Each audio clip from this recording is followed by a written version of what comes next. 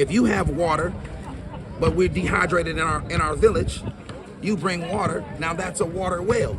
And that water well, that hydrates the whole village. Instead of you taking off and drinking on your own and everybody else dying of thirst. That's what's happening in our community. Man, we out here with Bay Area legend, man, Mr. F.A.B. Man, what we out here doing today, man?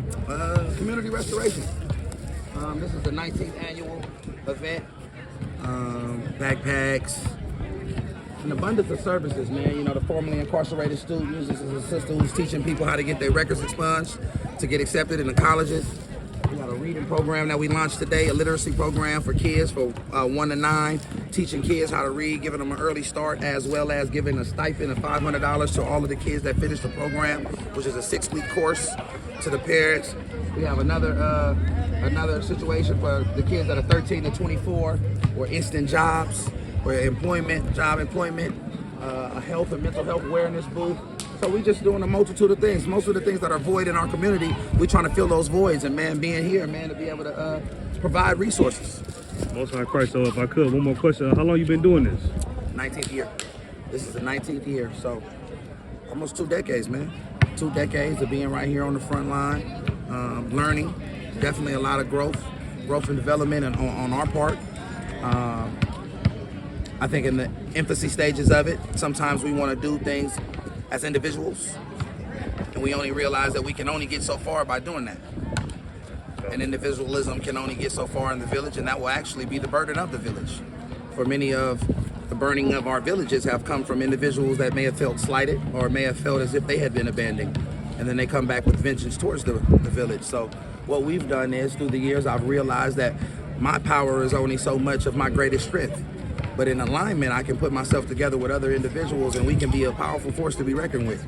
That's why it's pivotal that we align ourselves with other organizations, grassroots, some corporations, to amplify our mission.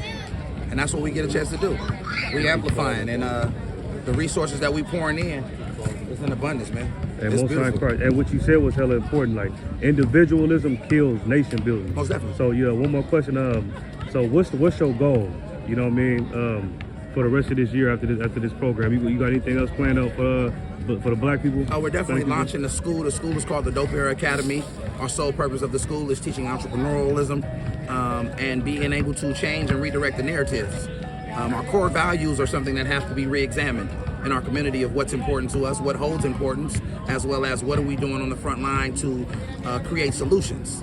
I think a lot of people always highlight what the problems are, and it's obvious what the problems are because the problems have been socially engineered to keep us problematic.